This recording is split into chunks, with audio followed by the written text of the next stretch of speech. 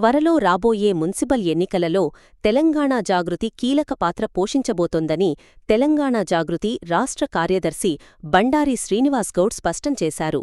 Peddapalli, Sultanabad municipality ఎన్నికలలో ప్రజల ఆశీర్వాదంతో తెలంగాణ జాగృతి మున్సిపల్ చైర్మన్ పదవిని ఖచ్చితంగా కైవసం చేసుకుంటుందని ఆయన తెలిపారు.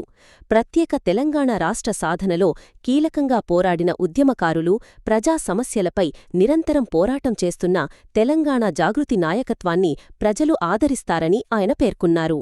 ప్రజలకు అందుబాటులో ఉంటూ పాలన, పారదర్శకత, అభివృద్ధే తెలంగాణ జాగృతి ప్రధాన లక్ష్యమని అన్నారు.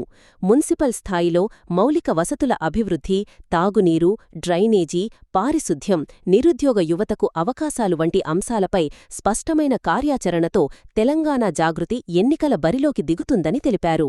రానున్న మున్సిపల్ ఎన్నికలలో ప్రజల ఆశీర్వాదంతో తెలంగాణ జాగృతి ఘన విజయం సాధించి చైర్మన్ పీఠాన్ని అధిరోహిస్తుందని తెలంగాణ జాగృతి రాష్ట్ర కార్యదర్శి బండారి శ్రీనివాస్ గౌడ్ ధీమా వ్యక్తం చేశారు.